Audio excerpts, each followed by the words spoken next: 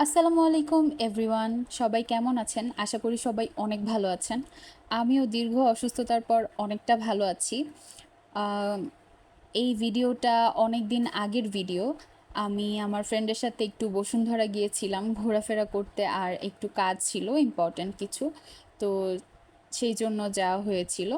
কিন্তু আজকের ভিডিওটা আমি অন্য একটা টপিক নিয়ে ভয়েস ওভার দিব, কারণ হচ্ছে আমার কেন জানি মনে হলো যে ওই বিষয়টা নিয়ে কথা বলা প্রয়োজন।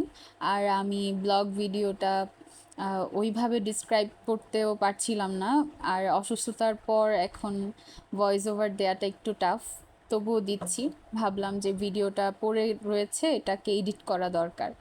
তো যাই হোক, আমি সেই টপিকটা নিয়ে কথা বলা স্টার্ট করব। আগেই বলে রাখি, কেউ কিছু মনে করবেন না, এমনকি কেউ মনে কষ্ট নেবেন না আমি যে কথাগুলো বলতে যাচ্ছি। কথাগুলো যাদের উদ্দেশ্যে বলবো হয়তো তাদের কাছে খারাপ লাগতে পারে, কিন্তু কথাগুলো একবার ভেবে দেখা উচিত। তো আমি বলি, আমরা যারা ডিজিটাল মার্কেটার, আমি একজন ডিজিটাল মার্কেটিং এক্সপার্ট।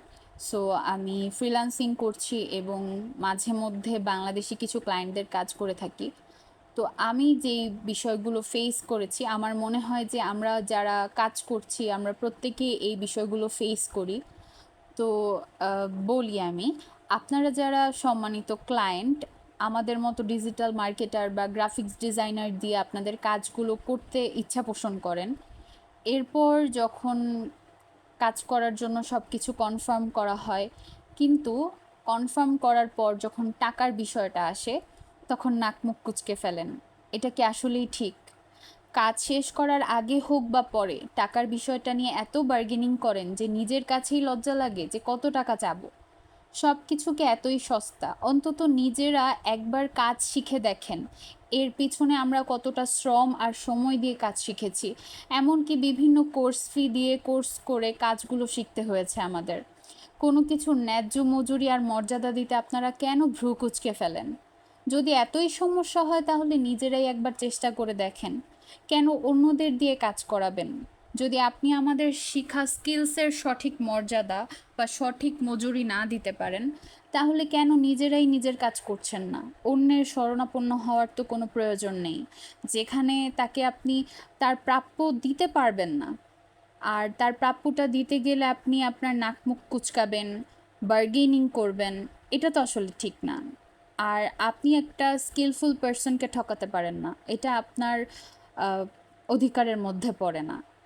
আমরা যারা ডিজিটাল মার্কেটার আমরা খুব কষ্ট করে কাজগুলো শিখেছি, যারা গ্রাফিক্স ডিজাইনার তারাও খুব কষ্ট করে কাজগুলো শিখেছে। আর প্রত্যেকেই তাদের নিজ নিজ জায়গায় সঠিক যোগ্যতা নিয়ে বসে আছে।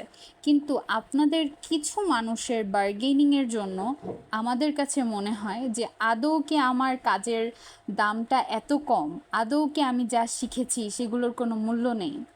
মূল্য অবশ্যই আছে, কিন্তু আমরা সঠিক মানুষদের কাছে যাই না বা সঠিক মানুষদেরকে আমরা পাই না, এটাই হচ্ছে প্রবলেম।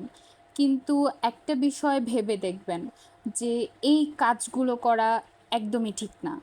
আপনারা যারা কাজ করাচ্ছেন, হ্যাঁ, বার্গেনিং অবশ্যই করবেন। আপনার কাছে তো যেটা যে চাওয়া হবে আপনি সেটাই দিতে পারবেন না, বা সেটাই আপনার সামর্থ্যের মধ্যে নাও থাকতে পারে। তো আপনি আপনারটা অবশ্যই বলতে পারেন, কিন্তু যখন টাকা নিয়ে বার্গেনিং করা হয় এরপর যে রুড বিহেভ করেন, ছোট করে কথা শুনিয়ে দেন, এগুলো তো আসলে ঠিক না। তো যাই হোক, আজকের এই বিষয়টা নিয়ে আমি ভিডিওটা বানিয়েছি বা ভিডিওতে ভয়েস ওভার দিয়েছি জাস্ট বলার জন্য। আর আমি এমন অনেক আমার মতো যারা ফ্রিল্যান্সার আছে, যারা ডিজিটাল মার্কেটার আছে, যারা গ্রাফিক্স ডিজাইনার আছে, তাদেরকে এমন অনেক পোস্ট করতে দেখেছি যে আজকে এই পার্সনটা আমার সাথে খারাপ বিহেভ করেছে, টাকা নিয়ে এত এত কথা শুনিয়েছে। ইভেন কিছুদিন আগে একটা পোস্ট দেখলাম, পোস্টটাতে দেয়া ছিল যে মানে একটা স্ক্রিনশট ছিল, স্ক্রিনশটে ক্লায়েন্ট সেই যেই কর্মী তাকে বলছে যে তোর মতো কত এরকম পড়ে আছে। ভাই, কেন কেন এই ধরনের ব্যবহারগুলো করেন? হ্যাঁ, অনেকেই পড়ে আছে, কিন্তু সবার যোগ্যতা বা সবার কাজকে এতটা ছোট করে দেখা ঠিক না। যাই হোক, আজকের ভিডিওটা এতটুকুই। সবাই ভালো থাকবেন, সুস্থ থাকবেন, আমার জন্য দোয়া করবেন, এবং সবার জন্য রইল শুভকামনা।